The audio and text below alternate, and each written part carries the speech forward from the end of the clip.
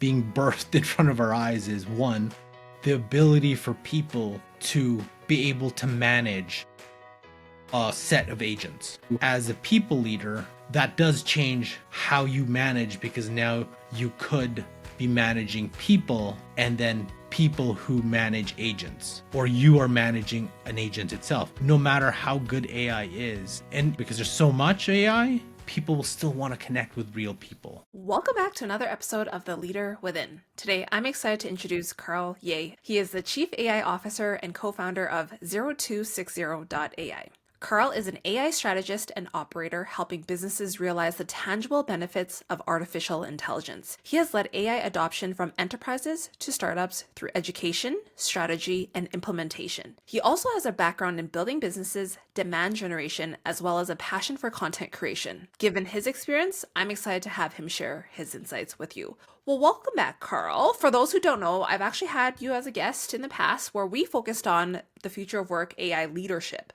But this time, I want to double down on the future of work with a focus on AI agents and what it's going to potentially look like for leaders to lead a hybrid human/AI agent workforce. So for those who have yet to wrap their heads around this concept, what is an AI agent? Thanks, Angela, for having me on your show again. I must have done something right to be asked to be invited back. So there are a lot of definitions, I guess, of what agents are, what they're looking for, and how people define them. Because today, if you think about it, if you're actually in the AI space quite a lot, it seems that everybody calls anything an agent. Whether it's a simple chatbot, that could be an agent, a simple AI automation, that could be an agent.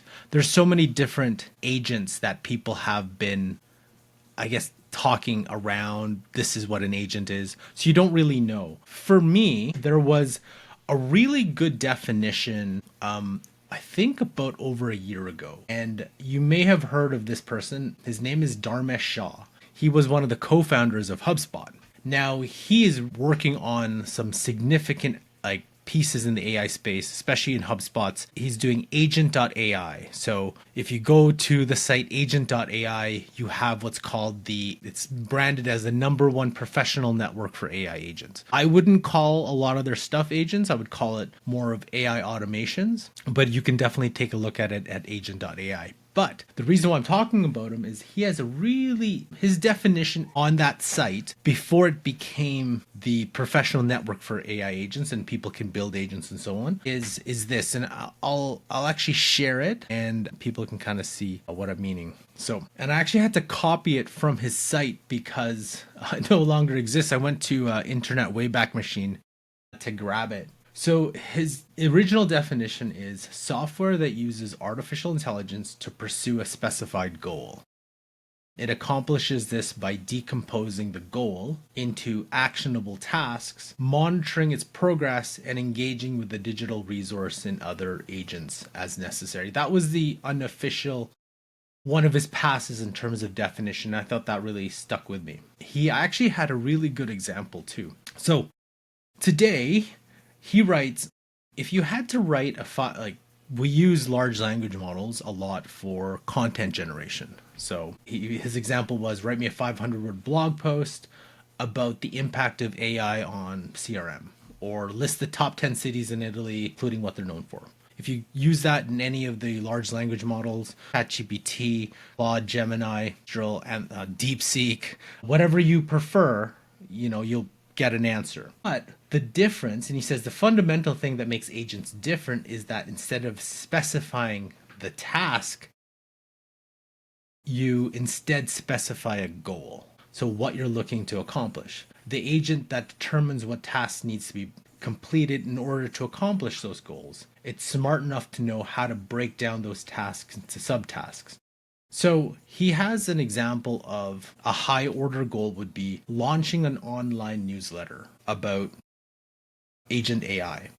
So all the things that are required to launch a newsletter, right? The branding, the name, the logo, the website domain, what tech stack you're going to use, where to host, research available products, gather the ratings and reviews, summarize the pricing of it, choosing the platform to host, then writing it, introductory post, flagship post, and then launching it, making the subscriptions available, announcing the newsletter throughout all of social. So his thought was like, if you were to give an AI agent a goal, so launch an online newsletter about a specific topic, the agent would be smart enough to do all these things by itself. So that's the difference, right?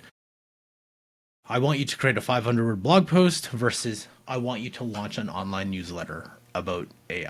So let's stop there for a second. Do you have any questions or thoughts coming into your head? Yes. Okay. So curious as to whether or not then like a chatbot that you interact with on a business website, right? Like if a company decided to deploy that versus a customer service agent, potentially one that can have a dialogue, like it like how does that even look like then for individuals who are trying to understand like what's the difference between a chatbot and then potentially having a goal for a customer service agent that you've developed as an super like an AI agent, if that makes sense. Yeah.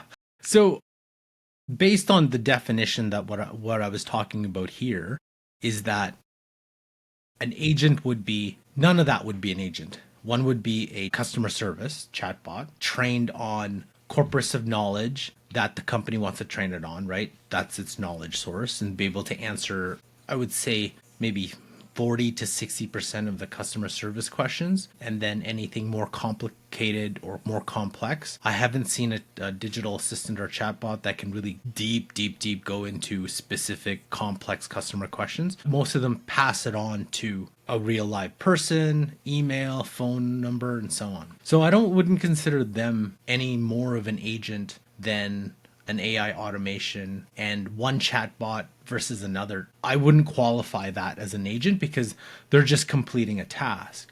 Versus now, let's make it a little bit more complicated.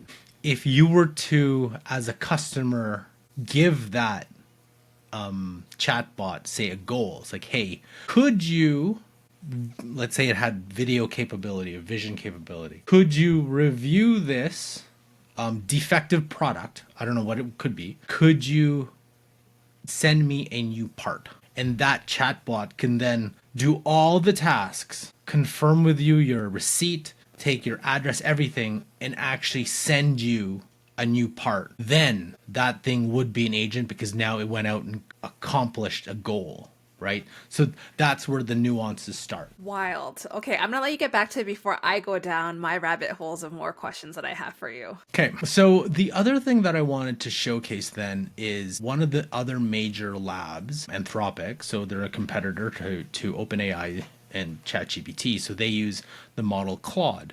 Now they have their definition of an agent too. So they take it more of a spectrum, right? So agents can be defined in several ways. So some customers define agents as fully autonomous, how I think Dharmesh originally had it, that operate independently over extended periods using various tools to accomplish tasks. Others use the term to describe more prescriptive implementations that follow defined workflows. At Anthropic, we categorize all these variations as agentic systems, but draw on the importance between the architectural distinction between workflows and agents. So, and I'll show you examples of the two. So the first one they say is workflows are systems where LLMs and tools are orchestrated through predefined code paths. And then agents, on the other hand, are systems where large language models dynamically direct their own process, tool usage, maintain control of how they accomplish these tasks. So one example right now that's pretty big in the space. Okay. So that looks a little complicated, but let's make it really simple. Let's pick one that's pretty simple here. Is that Excel one? There it is. So when they talk about workflow, this one tool, it's called N8N, but there's a lot of different tools. There's Make, there's Zapier, there's Relevance, there's Cassidy, tons of them. This is an example of what I call an AI automation, or what Anthropic calls an AI workflow. So this is triggered when a new line is put on a Google Sheet, a new row, and then goes to a large language model, takes that new row, and sends an email. That would be a very simple automation, right? Now it can start getting a little bit more complicated, right? So this could be an Outlook, like in your Outlook, an email comes in, it's classified, then put into folders. And then that folder, once it gets into that folder, there's a notification you get in, let's say, Microsoft Teams, right? So this is starting to get more complex. And then it starts getting even crazier to something like this. It's like, what is this? So it's like, this is Telegram. So think about it as WhatsApp. Messages get into WhatsApp, workflow, and it goes to an actual, they like to call it the ultimate assistant, because what happens here is it's connected to multiple different executions. So an email agent, calendar agent, contact agent, content creator agent, where if you say, hey, I want you to email my friend Angela that there's a party going on tomorrow night. So it would go into Telegram, and then eventually your agent, quote unquote, would then determine, oh, email Angela, looks up your contact, then goes to email, and then will email you and then send a response back in your Telegram or WhatsApp. That would be an example. So that's a little bit more complicated. But all those to me are still examples of AI automations or workflows, because there's a trigger, right? It still has to be triggered. Every single one of these quote unquote automations is a trigger.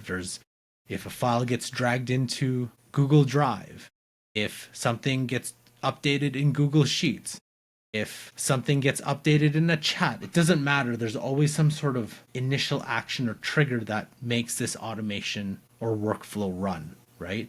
And most people use this to help with repetitive and tasks in their business because, for example, if in this podcast, right, there's a lot of stuff you have to do. You have to create notes, you have to upload, you have to write descriptions. So we have one where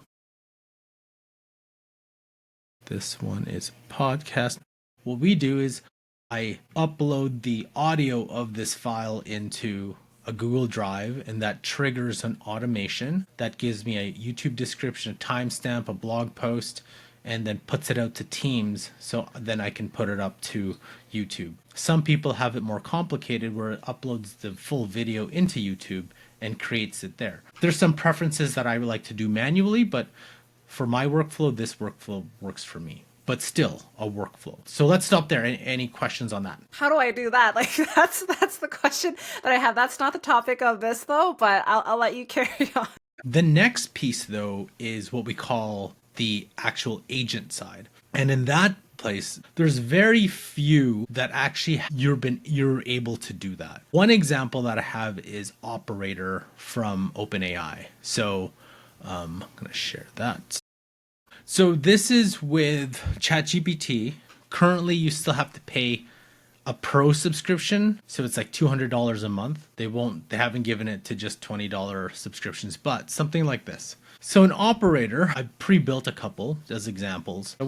This is what it's going to do is review an article, log into 365, open a Word document, and write a 700 word summary. So I'm going to execute that, and then it's going to go off and actually carry out my instructions. And then I'm going to go, another one says review, same article, sign into Office 365, open Outlook, and then create an email and send me the summary. So I'm going to do that too. And then another one for fun, review the article, log into Office 365, open PowerPoint, and then use PowerPoint and use Copilot and then create a 10 slide summary. So we'll let that go as well. Okay, so let's just start there. I'm not doing anything. Essentially, I just gave it instructions and it's accomplishing this task for me. There actually is no trigger. This is me just telling it to do something. Now, is it fully a goal yet? There are some things that you could do. So for example, one thing I had it do was, hey, I want you to log into Dropbox, find this file, then log into 365 and then send me an email, right? Like we can execute that. So I didn't say, hey, create me a online newsletter. I still had to be very specific with the instructions. But as you can see, it's starting to be able to do things on its own without, there is no trigger, there's a workflow. This is actually just going out and executing, right? So if you look at here, it's opened Office 365, it's opened Word doc, and it's working to create that article. Here, it's still opening Office 365, and here, same thing. Individually, it'd probably take me faster, maybe not the writing the article one, to do this by myself. But if I have 10 of these open, there's no way I could do all these tasks in that time frame. To answer your original question about managers managing a hybrid workforce of agents and people, hoping that you can kind of start thinking and maybe piecing together what that kind of looks like if you start seeing how Operator is working right now. I can imagine leaders who, and not to like downplay the role that executive assistants or administrative assistants and stuff play, right? Mhm. But when you can start doing this, it makes me curious, do you need a full-time like human being as an example, right? And the other piece of it is though, like I can foresee people being like, well, what's the privacy like? Like, where is this information going? So I'm curious, has that come up with you and some of the clients that you're prepping for the role of AI agents? So to begin with, this is in research beta. Would you use this necessarily to do everyday work? I would tell, outside the ones that are really, really excited and really want to push the boundaries, I would say no, because one, it's too slow. And in fact, it's already written the article here, but it's still doing a bunch of stuff. So it isn't perfect, and it's going to ask you a lot of questions. So for example, see, something went wrong. We're not quite sure, but it's funny because it's actually trying to figure it out by itself. And then here, it asks you, hey, should I proceed? Yes, I will just allow it to access. So it's still kind of slow. It's still kind of clunky, and it will kind of sometimes stop working because it just doesn't understand how things work. Now, that's under the caveat that this is the worst AI is going to be. So you can only imagine where this is going to look like in 6 months, right? So when you start looking at these kind of things, right? One would say there's a new skill kind of being, like, I guess, being birthed in front of our eyes. Is one, the ability for people to be able to manage a set of agents, right? So it's no longer, oh, I'm going to manage people. I'm also going to manage agents so they can accomplish their tasks. And how do I, quote unquote, prompt these agents to accomplish these tasks? And then two, as a people leader, that does change how you manage, because now you could be managing people and then people who manage agents, or you are managing an agent itself. There's a little nuance here, and most people don't know that. You've heard of Microsoft Copilot, right? This thing. So Microsoft Copilot, funny enough, is Microsoft's version of an agent, right? They call it an agent. Some of them do, some don't. Funny thing here, Operator is now taking control of agent. So there's a nuance there that your agent is instructing another agent. So that in itself is a whole different paradigm as well. That there's those things. And as this thing gets better, let's say within 12 months, you can just give it a goal and say, hey, launch a new online newsletter about something, and it'll go off and do it. And that's what even like Sam Altman, Dario Amodei, the leaders of these AI labs, that's essentially what they want to provide, is the ability for us to create the agent. So even today, which is crazy, open AI $2,000 a month. So there was a news article today that says they want to plan to charge up to $20,000 a month for a specialized AI agent, right? One, a high-income knowledge worker will reportedly be priced at $2,000 a month, software developer $10,000 a month, and a month at PhD level research. You're like, why would I pay that? It's like, well, if it's a software developer, how much do you pay that salary a month? That $10,000 a month is going to be pretty cheap. How much do you pay PhD level researcher a month? That PhD level researcher who still needs to benefits, who needs to go home, who is governed by how many hours they work, they get tired. None of these models get tired. They can just keep going. So this in itself is now a complete redefinition of what work is for people and agents and what that looks like for businesses. That blows my mind. And it almost is actually pretty scary because, in some senses, you're like, so how do I maintain a livelihood in the future if almost every aspect of what I do could technically be replaced if this is the worst that it's at right now? Yes. And so my question to you then is like, for leaders who are potentially going to prepare for the continued evolution of this, what actually needs to be in place from a workplace perspective, whether it's making sure you have task or processes actually documented or roles and responsibilities actually documented? Like, what does that even look like?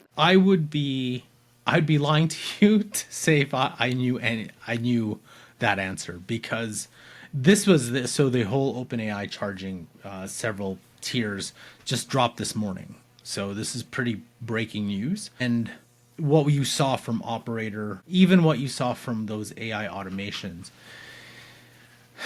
it definitely changes the work dynamic itself. A bigger example, I think, to me, everyone talks about, oh, AI disruption, and you probably hear some of the like bigger companies, they're working on this AI component and so on. I always thought the disruption isn't going to come from major companies, isn't going to come from a Salesforce, isn't going to come from HRIS, from in human resources and people. It's going to come from the startups and the smaller companies, because especially for a startup, if they've maneuvered their entire process or built their entire operations on using AI, using automations, using agents, then they don't need very many of them. So a company of 5, a company of 10 can compete with a company of 200 relatively easily if each of those people are managing 10, 20, 200, 100 agents by themselves, right? It becomes easier. So versus a larger company, there's things like, forget even the ramifications on the people, but there's people in those companies that aren't necessarily so ingrained or want to use AI or know how to use AI. So these companies have to start slow. We work with some of them too. We have to, build pilots, and people are slowly getting accustomed, understanding. But a smaller company doesn't need that. They're like, well, our entire operations is built on AI and we can compete. The big thing that I saw too is this, and I think this is important. There's 2 articles that I want to show you kind of play off each other. So the first one is a post by Greg Eisenberg. He talks about, he is more focused on, I guess, software as a service, right? And usually it starts there with, because a lot of the large language models and AI is being screen. Okay. Because that's where a lot of the usage is at the moment, like a lot of coding, because it makes things a lot easier. So he writes, software as a service being dismantled as we speak. And it's because we're seeing it every copilots. AI is a copilot. We're seeing every copilot for developers, presentation, legal assistants, so on. Phase 2, though, agent invasion. AI moves from copilot to autonomous operator. So you kind of got a taste of what that looks like. They're replacement workers that can fully operate existing software on your behalf. The dam breaks.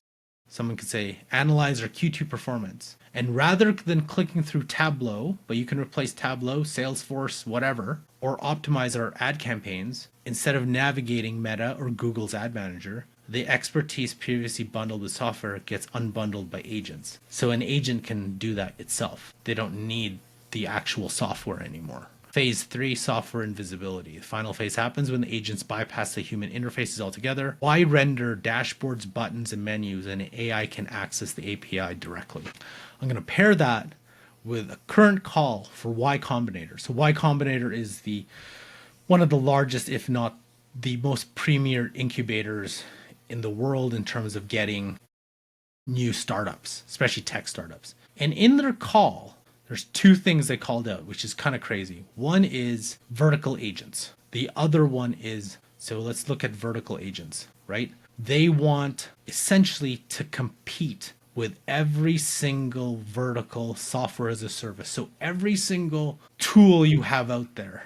The other one is, this is even crazier, software where the customers will be all agents. So if they have a call out for this, think how many new startups are going to be looking at vertical agents, B2A software as customer agents. That just throws everything off and really impacts. This is just a software as a service space too, right? Where this is now in vertical agents, it can start, like that person said, talking about call out for tax accountants, call out for every single task that you think of. There could be a vertical AI agent that could be there for it. Well, this makes me think back to some of the things that are going on with all the tariffs and all the other stuff that is happening in our world right now, right? Tariff wars and stuff. And when you can actually create a digital service like this, I would be curious then what's going to come as a downstream effect of what they're going to put in place to then also try to regulate and work through that, For sure. right? For sure. Because initially it's like, oh my gosh, that sounds amazing. I don't have to worry about supply chain issues. Like there's like all those things that my brain goes down. And then the other side of it, I'm like, crap, like I can only imagine what else is going to come with that, right? We do have to realize though that while the technology, let's say, is available and some of these startups like have built some of these things, the actual adoption of companies and people are a little slower, right? Because even if, let's say,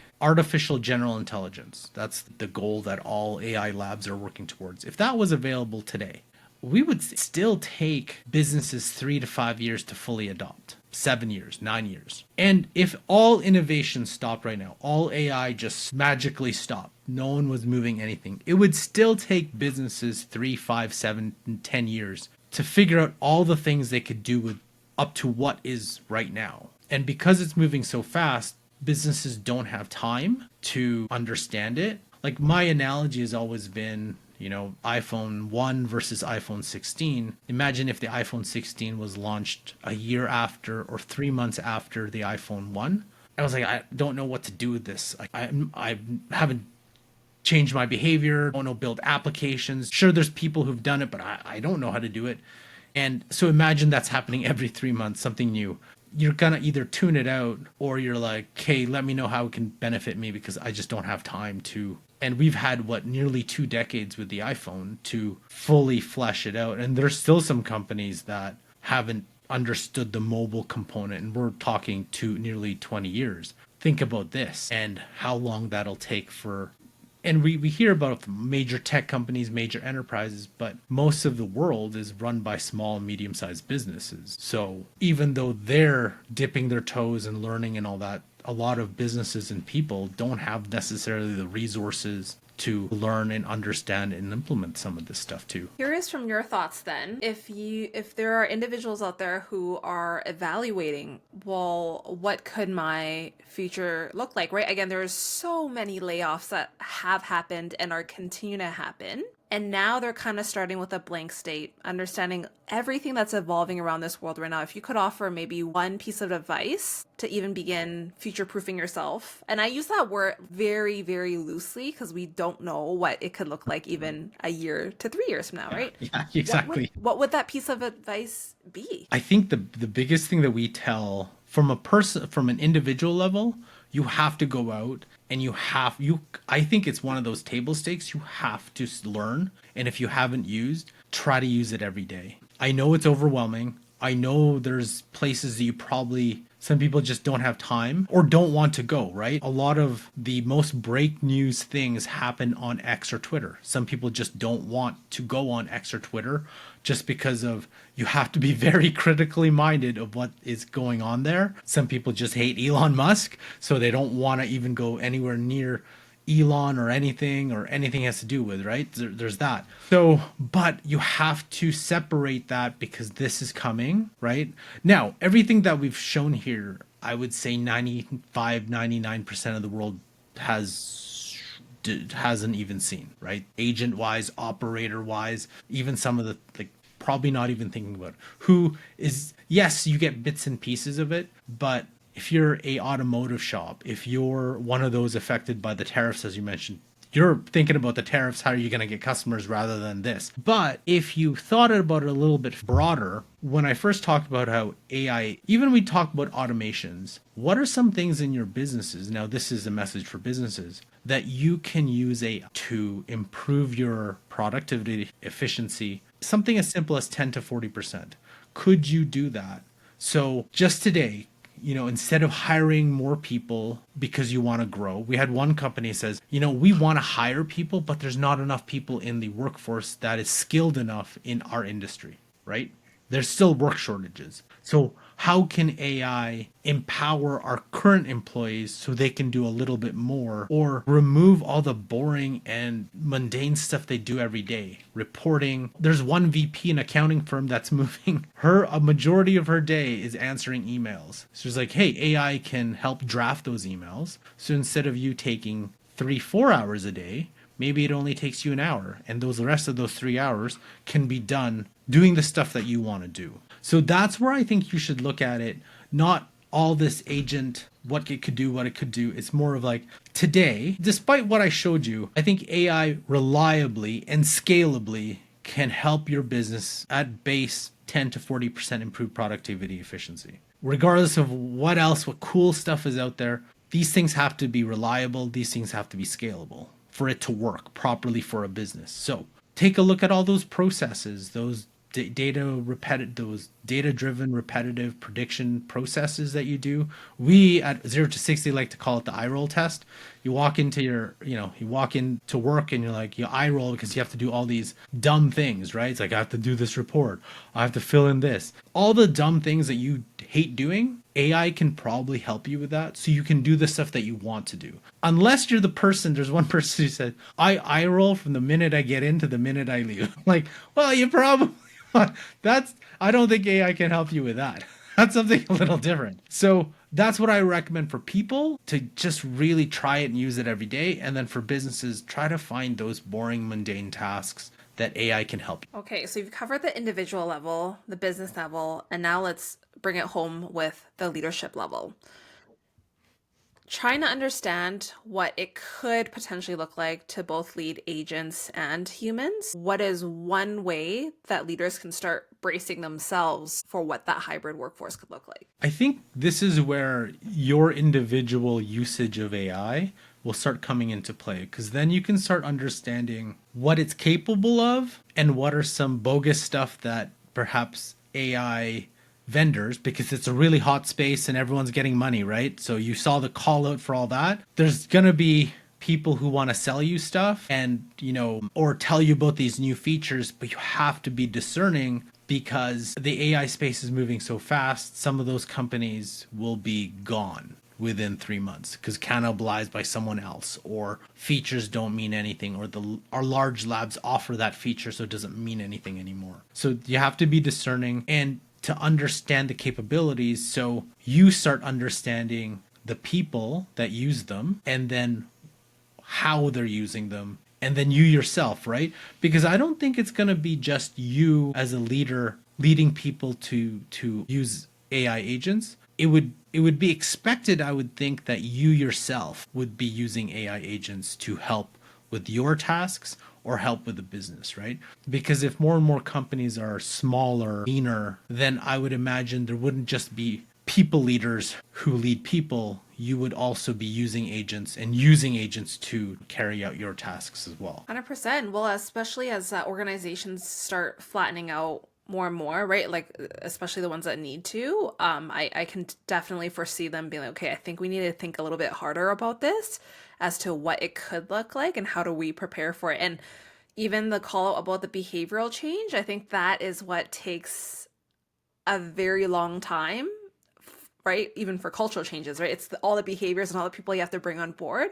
So it makes me think it's like, okay, well, how do you start preparing a workforce to have those types of behaviors to be able to adopt and learn as we go because of how quickly everything is changing, right? There's one point I want to make too. So we see this with a lot of clients and prospects, and we try to emphasize this point. The technology implementation is actually not the hardest piece. The hardest piece is the change management piece. And why that is because example would be, I'm not very good at Excel. I'm actually very terrible, but I know how certain things work. And if I'm in a crunch and I have like several things to do and I need to do something on Excel, because I don't use some of the more advanced things in Excel than I do manual stuff, I'm going to go back to the manual because I know I'm inefficient, but I know that the output is going to be the ones that I want. So the question is, even though we built this amazing AI agent, we built this amazing AI automation, this amazing digital assistant, we've got to ensure how do we change people's behaviors, expectations, and train them to change that mindset. So when they are under a crunch, they don't go revert back to the things they do, because then it becomes useless. Then it becomes like any other tech rollout. Everyone's excited for a month. 3 months later, no one uses it, and your company just spent a whole whack load of money. This is exactly what happens with Microsoft Copilot.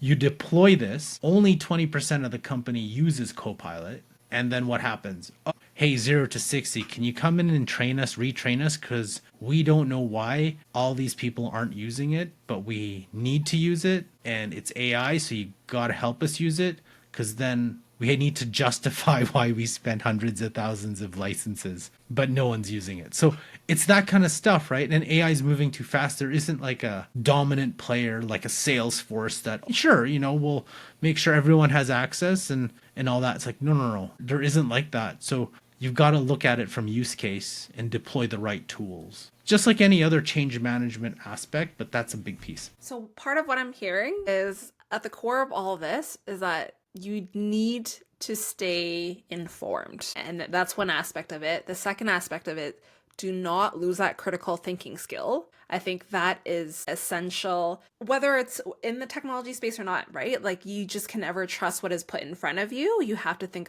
and evaluate it from a media perspective, I should say, right? And then the last bit that I want to bring all this together with is the ethical implications of it and being people-centric as we continue to build, adopt, leverage these different technologies. If you could wrap all that up with one piece of thought there, what would that be? I think it would be, regardless of, like, I'm in the AI space and people are excited and so on. As people, as a society, though, we still crave human connection and human experience. So you're starting to see a lot of like AI-generated anything, image, video, text, copy, blogs, whatever. And it makes it easier, even automations, right? Oh, I can do this with this automation. It makes my job a lot easier, which increases the level of AI. Some people quote AI filth because it's just so easy to generate. But the people who will stand out, and it's still premium, and even more so, is people who build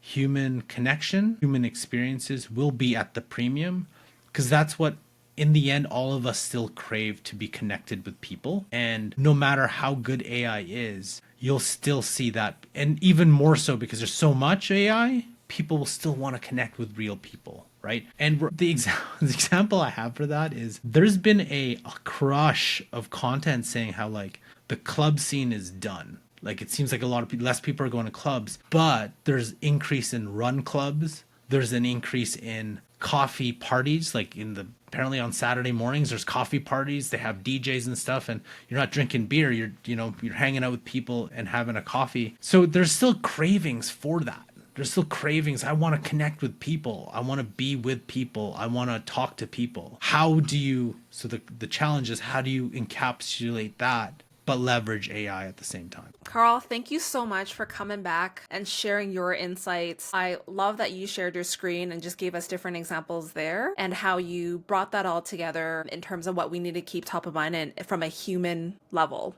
So to everyone else that's tuned into another episode, thank you so much for your time and attention. It means more to me than you'll know, and I can't wait to stay in touch with you on my next episode. Till then,